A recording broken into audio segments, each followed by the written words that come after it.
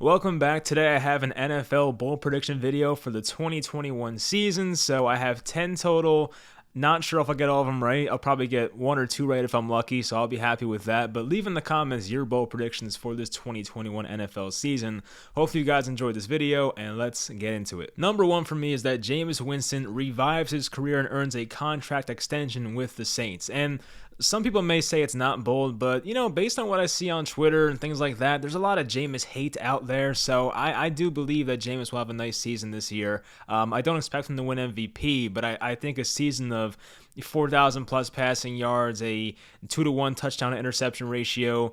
He'll probably lose 5 or 6 fumbles. That's what he does. But I still think I'll have an overall good season. And he played very well in the preseason. I have his stats here. He played in 2 games. He went 16 of 22, a 72 completion percentage, 3 touchdowns, 1 interception, and a QBR of 124. So he did play really well in the preseason. I know he doesn't have Michael Thomas probably the first half of the year or so, but at the same time, Marquez Callaway looked good for them. They still have Alvin Kamara.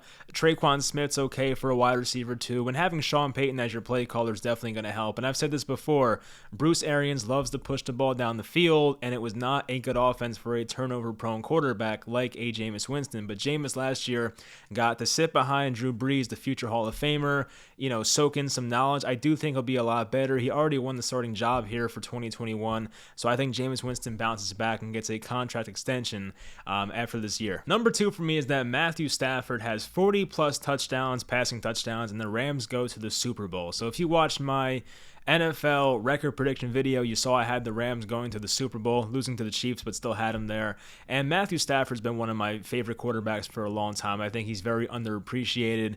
Unfortunately, had to kind of, not rot away in Detroit, but just they didn't put a great team around him for most of the time he was there. They had some playoff teams there, a couple 9-7 seasons. I think they went 10-6 at one point as well. But for the majority of Matthew Stafford's career, they weren't too competitive. But now Matthew Stafford goes to a much better environment with a great play caller in Sean McVay, who has, Robert Woods at his disposal, Cooper Kupp and Tyler Higbee, Darrell Henderson, guys like that, even Deshaun Jackson, Van Jefferson. They have a good amount of weapons there and an offensive line that's been above average. So I think Matthew Stafford in this environment with a much better play caller will put up near MVP type numbers. Now, I don't have him winning the MVP, but I think it's very possible. I actually have an MVP pick later in this video, so I'll get to that. But Matthew Stafford, in my opinion, will have a really good year, 40-plus touchdowns, and the Rams go to the Super Bowl. Number 3 is that Chase Young of the Washington football team has 15-plus sacks here in 2021. So as a 21-year-old last year, he was once the 2nd overall pick.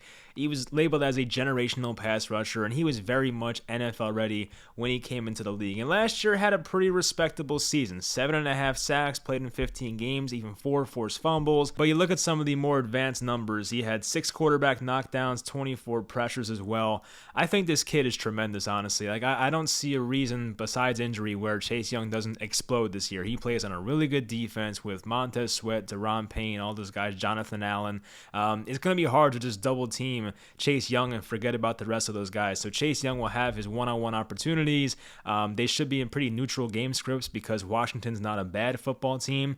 They're not tremendous either, so they'll be in a lot of neutral game scripts, and there may be times where Washington's up in the final couple minutes and a team will have to pass the ball, and Chase Young may get some late sacks in the final couple minutes, and I think overall he may have a 15-plus sack season. He's that good, so I do expect Chase Young to have a very good season. Number 4 for me is that Falcons wide receiver Calvin Ridley exceeds 1,700 receiving yards here in 2021. So last year, when Ridley played without Julio Jones, he put up some very impressive numbers. So he was averaging 107 yards per game and 11 targets per game. Now, I know they added Kyle Pitts, and he will definitely get his targets, but rookie tight ends sometimes take a little while to get acclimated to the NFL. But what we do know is that Calvin Ridley is the wide receiver 1 for this team. The Atlanta Falcons, their defense may slightly improve, but it's not going to be all that great. The Falcons will be down in a lot of games, and Matt Ryan will look to throw to Calvin Ridley a bunch of times. And if Calvin Ridley saw a crazy number of targets, like 170 plus this year, it would not shock me. And if he got that many, I believe Calvin Ridley has the talent to have 1,700 or more receiving yards. We've seen it before, like I think Antonio Brown did it, Calvin Johnson did it, but it's very hard to get there. But with an extra game in there, the Falcons not being the best defense once again, passing the ball a ton, I think it's very possible. And the Falcons have had a lot of problems running the ball in recent years. They have not had a 1,000-yard rusher since Devontae Freeman back in 2016, so they will air the ball out. obviously Calvin Ridley's our wide receiver 1, and I think he'll have a very good season this year. Number 5 is that Sam Darnold plays well, puts up over 4,200 passing yards and 25 passing touchdowns. So there are people that do think Sam Darnold's just not good in general, and I do get it because he hasn't really shown much in the NFL so far, but I do believe in the Adam Gase effect. We saw it with Ryan Tannehill, we saw it with Robbie Anderson, and amongst some other guys as well. I do think this situation here in Carolina is looking pretty good for him. He has wide receivers, of course. He has Christian McCaffrey. His wide receivers are DJ Moore. He gets Robbie Anderson back, Terrace Marshall out of LSU, Dan Arnold at tight end, and having Joe Brady as a play caller as compared to Adam Gase is a night and day difference. I cannot stress that enough. So I think Sam Darnold, while I wasn't the biggest Darnold guy coming out of USC, I think he's a fine quarterback. He can definitely be a league average starter, and if he puts up numbers like this, it would not shock me, honestly. And I do think the Panthers may have a sneaky good season offensively, especially. So their offensive line, it's pretty good at center, right guard, right tackle. The left side is a bit concerning, I will say. But if they can fix that, I think Sam Darnold's going to have a pretty nice year here in year number 4 and his first year with the Carolina Panthers. Number 6 for me is that Rondale Moore, the rookie wide receiver for the Arizona Cardinals, leads all rookie wide receivers in receptions. So that's over guys like Devontae Smith, Jalen Waddle, whoever else you want to name, Jamar Chase even, Rashad Bateman. I know he's injured, but that's more than any other rookie in my opinion. So I know it's kind of a hot take here, but I do think it's possible because what we saw in the preseason is they want to get the ball in this guy's hands. They took him in the second round for a reason, and he's going to play the slot role for this Arizona Cardinals offense that loves to spread everything out and get the ball in their playmakers' hands. And who are you going to go to? Is it going to be AJ Green? Probably not. I know DeAndre Hopkins is going to get his, but who is the second option on this team? I think it has a chance to be Rondale Moore.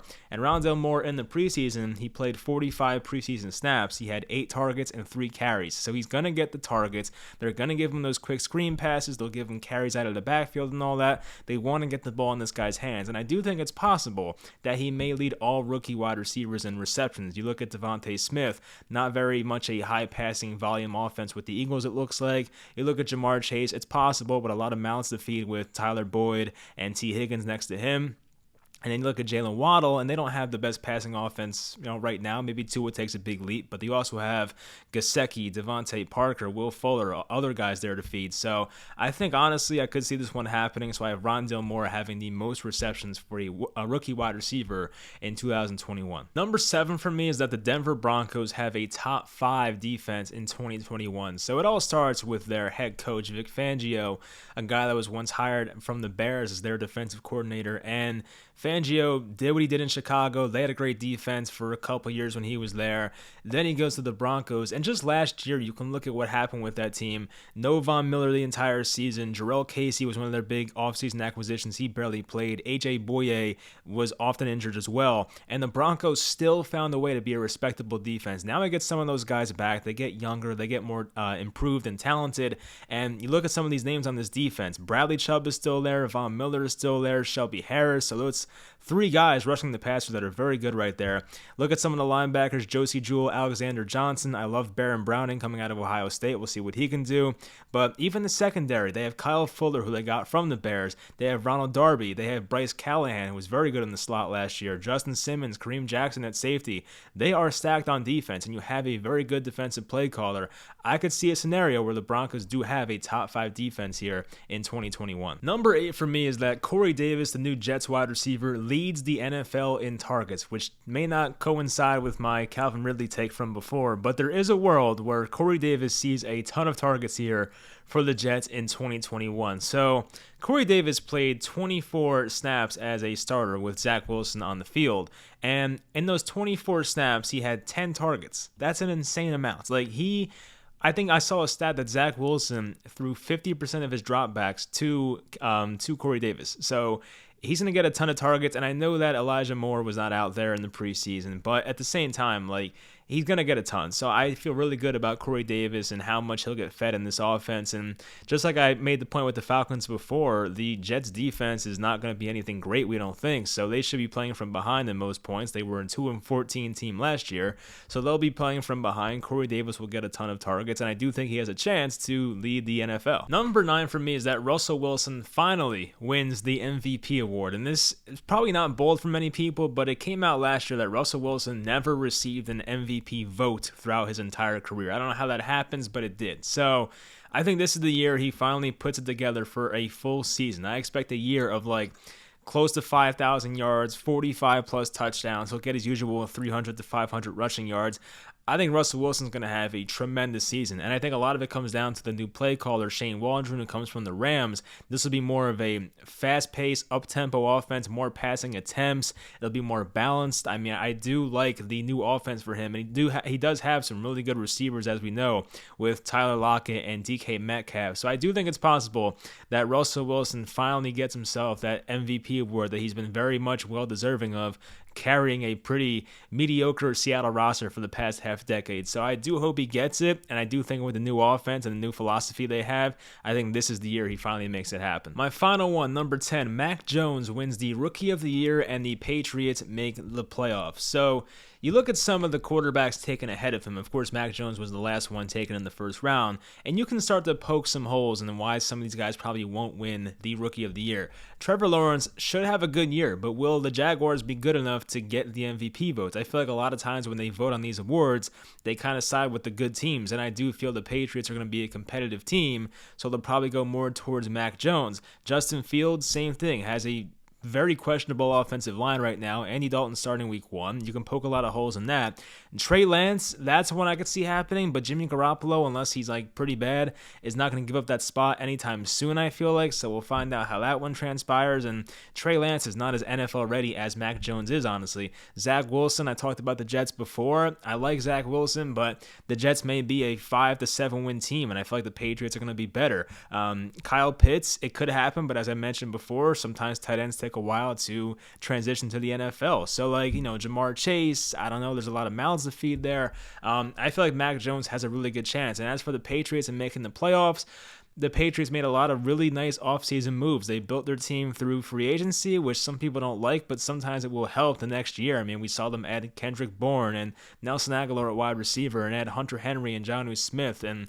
Matthew Judon on defense. They get Dante Hightower back. They're a very talented team now. So I feel like it's a pretty tough division. They have to face the Dolphins and the Bills, 4 times, but I feel like Mac Jones is NFL ready, and he will be a pretty good rookie. So I think Mac Jones, based on the team success and his own success, will win Rookie of the Year, and the Patriots make the playoffs. So that will do it for this video.